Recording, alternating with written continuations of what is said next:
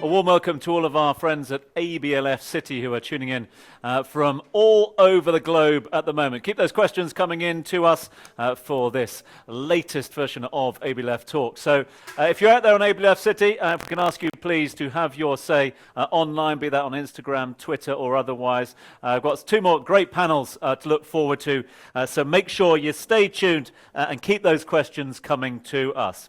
And we move on to that next panel. The crisis, a catalyst for a tech-led future.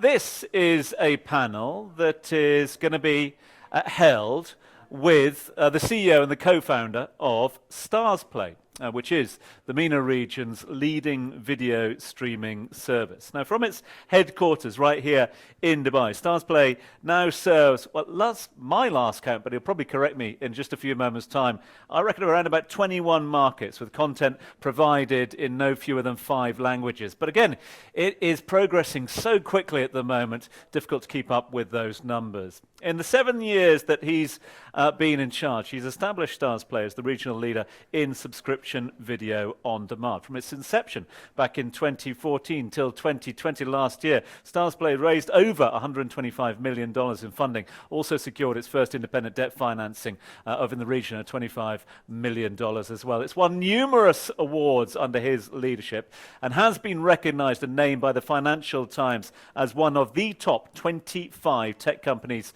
to watch out for, not just here in the region, but worldwide. Prior to founding STARZPLAY, this next guest was the COO at OSN, where he led the company through consolidation and growth. Earlier, he spent a decade in Silicon Valley building 2 startups. He personally has been recognized as a true inspirer and leader in the GCC 100 Inspiring Leaders and the DXB 100 Influential People Helping Shape the Emirate. Absolute pleasure to welcome the CEO of STARZPLAY UAE. Please welcome Maaz Sheikh.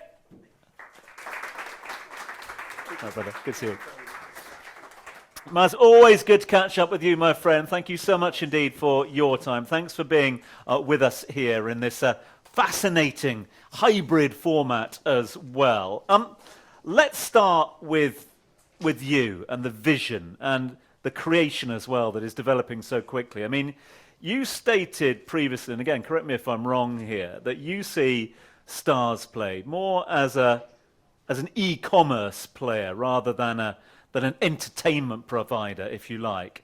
How do you feel that approach from the start changed the fundamentals that your organization has come to recognize? Sure. Thank you, Tom. Thank you for having me, and thank you to ABLF for giving me the opportunity to speak here. Yes, so that was one of our early learnings, Tom. When we first got started, we were basically entrepreneurs, but from the media and entertainment side. And one of the things we realized, perhaps after a few scars on our back, was that we're actually not just an entertainment platform. We're more of an e-commerce business. And that was a realization that came in perhaps in our year 1. And I'm glad it came in, because we realized that we do not have that skill set and DNA inside the company. And so we had to retool and reconfigure ourselves with that experience and energy in the management team that knew how to build an e-commerce business. And luckily we were able to do that. And I think this is one of the challenges in the entertainment industry when you go online, is it's viewed simply from an entertainment and content point of view. You know, the old adage of content is king. And that's still true, but I think distribution and technology are King Kongs in this business. It is a business that is constantly evolving, and we're constantly learning from it and taking from it as well. So that's why, again, I know I keep going back to COVID, and you've been kind enough to speak to us about it on the radio in the past as well. In terms of what we've learned from the pandemic, we know that digital content went through the roof because there was not much else to do for a large period of time. What did it reveal to you? What did we learn about consumer behavior from the pandemic? Sure. I think there were a few learnings for us, one of which was that there are some lasting and permanent changes in consumer behavior that happened during COVID-19. And I think one of them is that the shift from linear and broadcast television to streaming, that was perhaps going to take 2 or 3 years, perhaps happened in 3 months.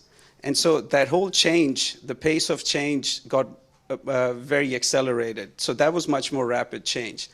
I think that was one big change. The other one was the online behavior in terms of consumers getting comfortable with using credit card online or paying through Apple in-app changed considerably as well. And I think related to that was also we saw telecom players like Etisalat step into the game and offer alternative payment solutions. Because when the demand increases, right, so you have more suppliers willing to come in to fill in that demand.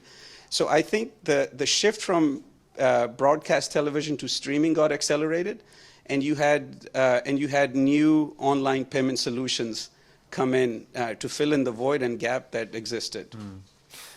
Was it a period of growth for you and STARZPLAY? It was a period of phenomenal growth for us, and it was a very strong year for us.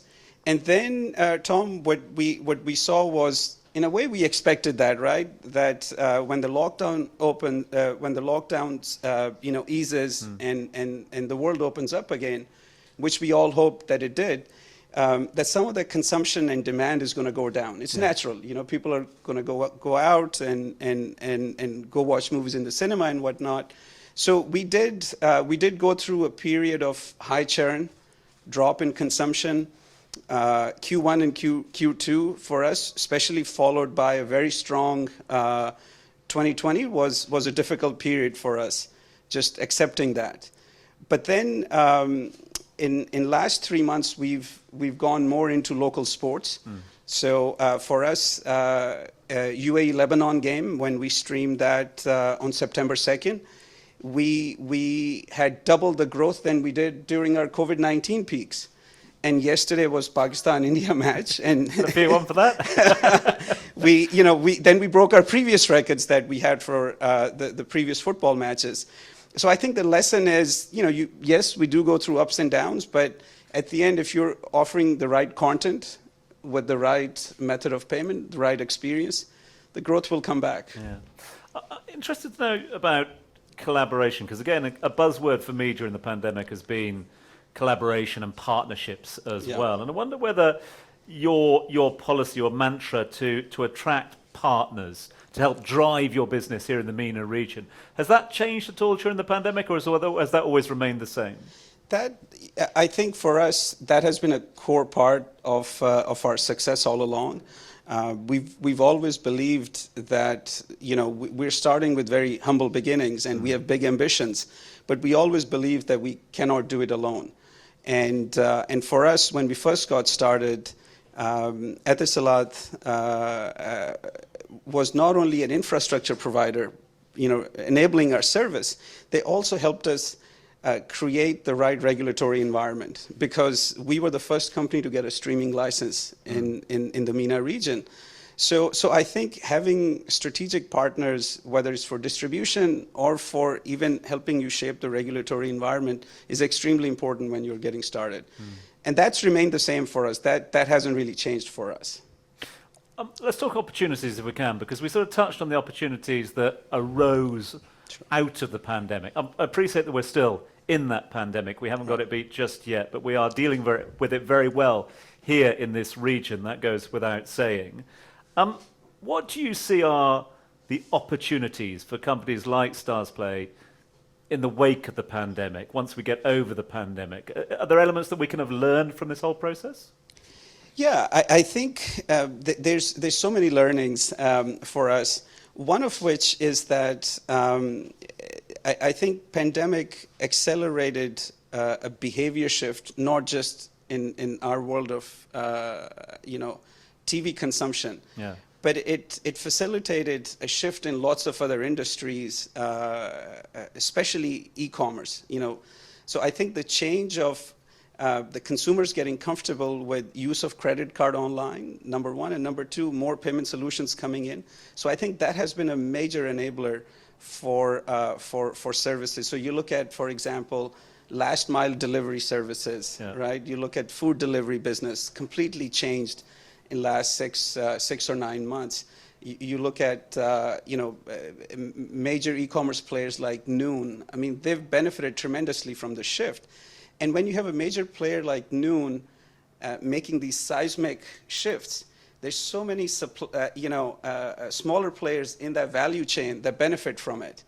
And same for us. When we grow and when we expand, we're not, we're a high growth company. We're not taking the money back to our shareholders. We're reinvesting in more content, right? So one of the things we did for ourselves is that from benefiting from 2020 growth, it gave us that confidence to produce our original content that we're doing in Abu Dhabi with Image Nation.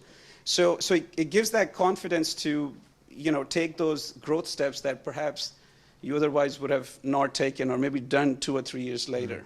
I want to pick up on that, if I may, because that move to tailor-making content as well, to customizing bespoke content for a nation, for a region as well. I mean, I know that's something that you've been keen on from the very outset as well. But again, has that been accelerated by the pandemic? It has been accelerated. I think part of the challenge for us was, we 2 or 3 years ago, we were a much smaller player, right? So for us to all by ourselves, to shift an industry all by ourselves was very difficult. And a few things have happened in last couple of years. One, we've come of age, we've got a bit of scale, but also the industry has evolved as well. And so you look at what's happening in whether it's Dubai or Abu Dhabi with 2454 in Abu Dhabi and Image Nation, there's a lot more infrastructure that's been created if someone like us were to create that content. And so we've always felt that since we are a UAE-based company, a homegrown startup, that ultimately that's our goal, is to create that local and regionally relevant content. So now we're in talks with not just live action, TV series. We're looking at movies. We're talking to local entrepreneurs that are creating cutting-edge anime, Arabic anime quality content that's not just marketed, that's not just targeting the Arab diaspora, but it's really targeting the entire world, just like Japanese anime does for the rest of the world. So we see a lot more ambitious entrepreneurs coming in this industry that's helping us grow our business as well. And that's really key. I love that ambition that you're seeking there.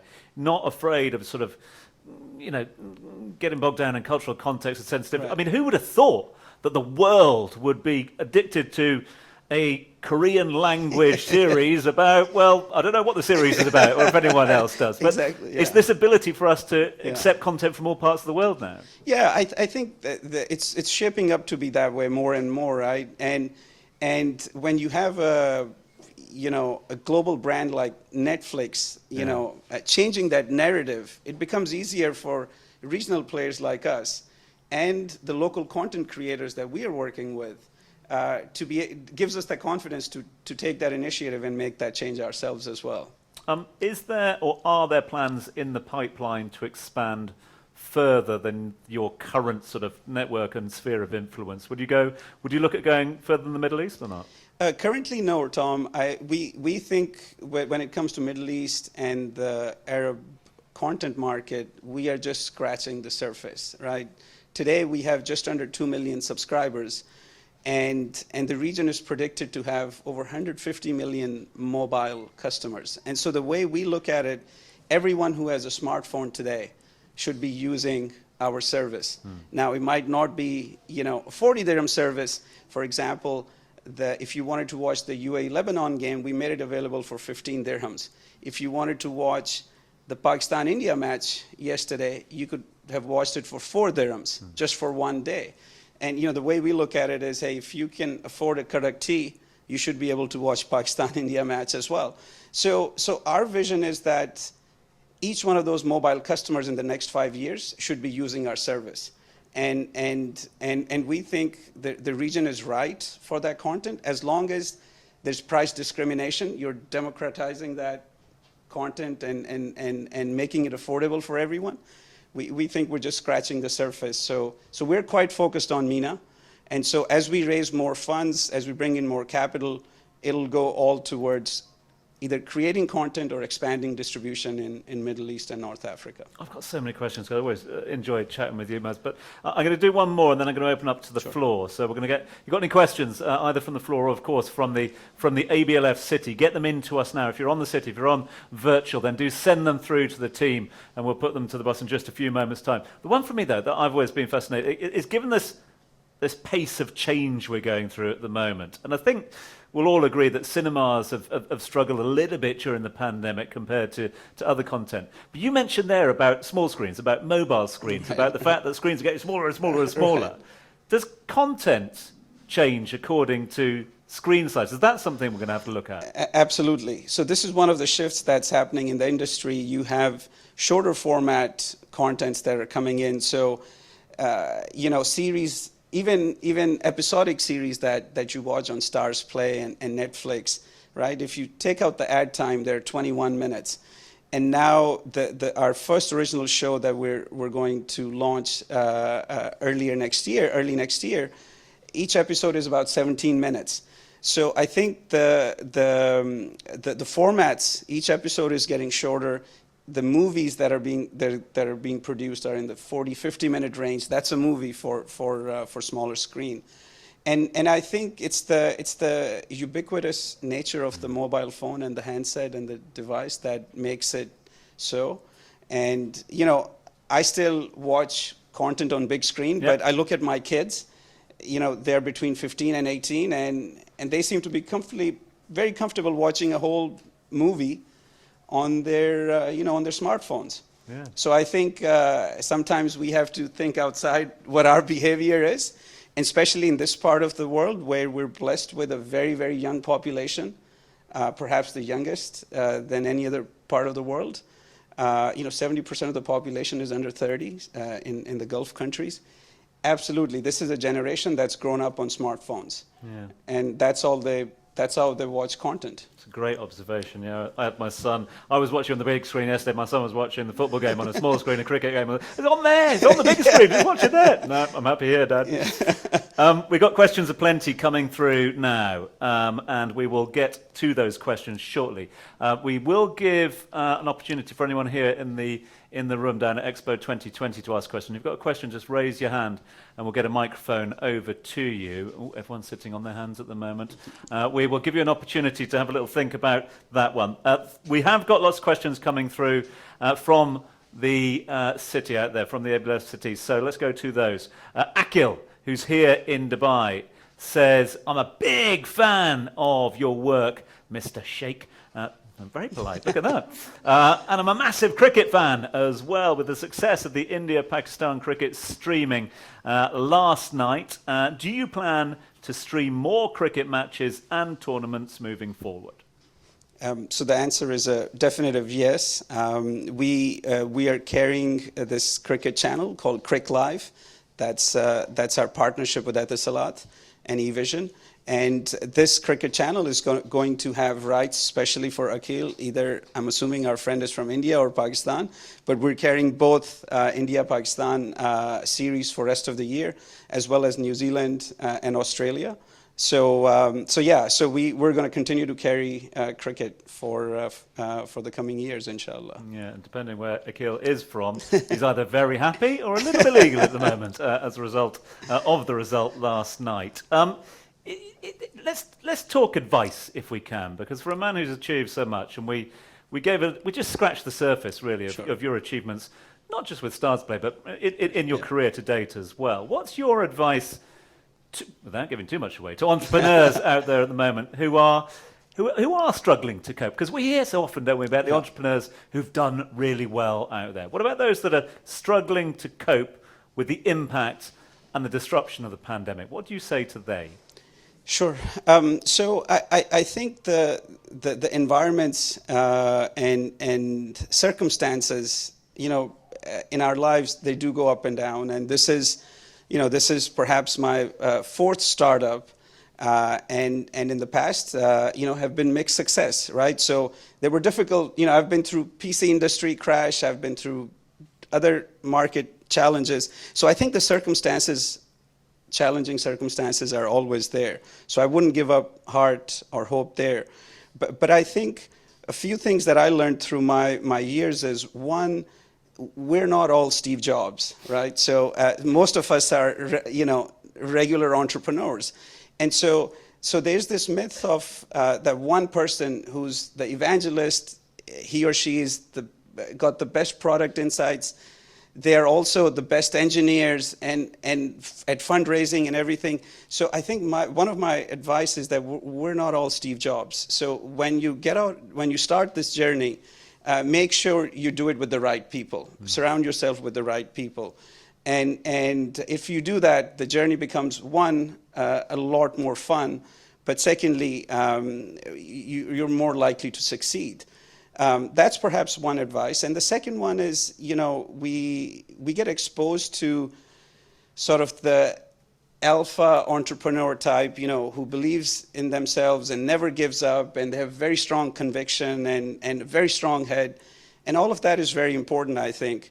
But I think as much as believing in your own ideas is important, I think it's equally important for the entrepreneur to have the humility to accept that I got this wrong, or we got this wrong as an organization, and go back and tweak and adjust, because today what the business of STARZPLAY is not exactly what we set out to do. And it's changed and evolved because it's been influenced by the right people that we were surrounded with.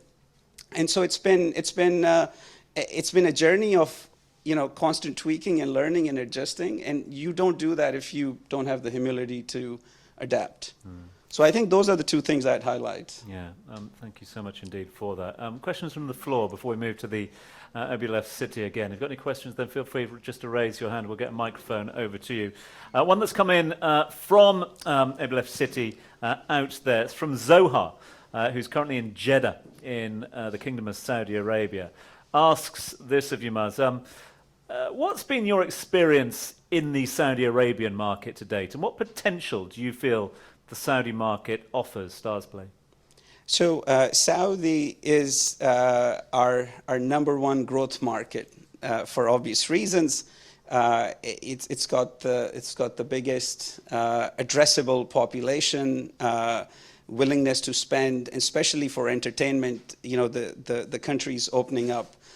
And so for us, the key part of our success there, I would say, has been our ability to partner with local telecom operators. So we're partnered with Mobily, we're partnered with Saudi Telecom, as well as Zain. So I think, depending on what industry you're referring to, again, I go back to that whole idea of, and what you were saying, Tom, is the idea of partners. And because it's very difficult to build that consumer brand all by yourself. And this is where I think the right partnerships will come in.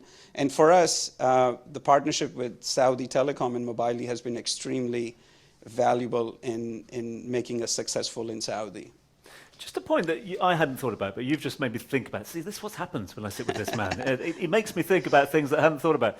But again, you made that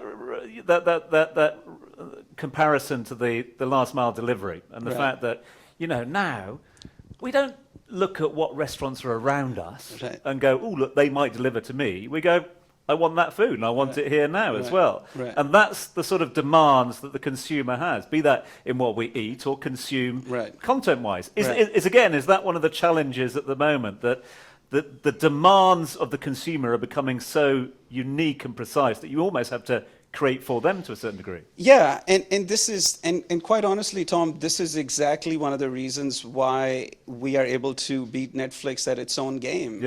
Because the region has audience with varied interests. The spectrum of what people watch in this part of the world goes from, black and white Egyptian movies from 50s and 60s to anime in Japanese language, and everything in between, including Tom Cruise and all the other big Hollywood blockbusters, right?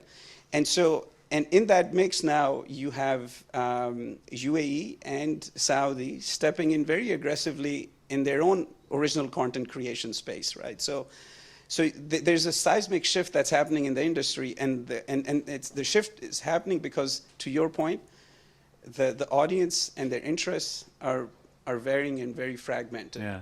And the good thing here that we've observed is that unless you cater to each one of those micro segments, you're never going to be able to scale the business. And this is perhaps where we have been successful, is we've managed to give that anime content to everyone that does want to watch anime, and then been able to provide Hollywood movies and TV shows to those who fancy that content. And now sports. So I think being able to target these micro segments has been one of the reasons for our success, because we haven't created one product for everyone. I'm talking of everyone. Last chance for any questions, last comments, questions, observations from the floor. If you've got any questions, then feel free to speak now or forever hold your peace, as they say out there. We've got a question down here. Yes, madam. In terms of addressing all these varied micro-segments and all the different interests in terms of content, how do you feel that your platform will be able to cope with such a broad spectrum of interests and views? Sure. So a very good question, Dan, and it isn't easy. So when we started to make the shift from subscription video on demand to live sports, it's a major technology change, because the way the subscription video industry works, not everyone is going to log in and watch the same movie or the same TV show at exactly the same time. What happens with a football match or a cricket match is everyone tunes in into that one event, into that one stream. And technically, it's completely two different technologies. And so one has to adapt. And we've been adapting this for last 8 months and getting ourselves ready. So for us, the first event was it was UFC, you know. So we started with UFC, where the concurrent number of users wasn't that high. Then we gradually ramped up, went to the point where we were able to host and stream UAE-Lebanon game. That was our last peak. Until yesterday, then we we streamed Pakistan and India match. So one has to do it in phases, but I think the technology does have to adjust and evolve. You have to do that. It's a must.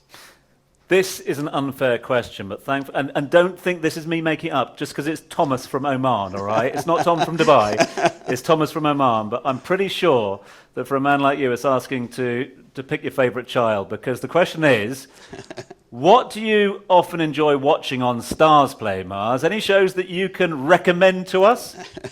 My personal one for a very long time has been Vikings. Yeah. I love that show.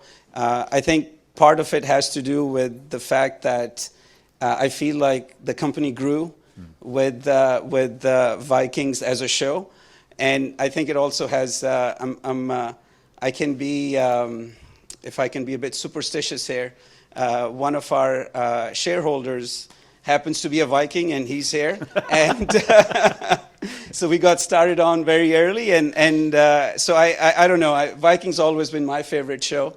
And I still love it. It's one of the best shows on our service. Well, if the Vikings are here, we better stay to time, all right? Because we don't want to upset them, that's for sure. Last one from me.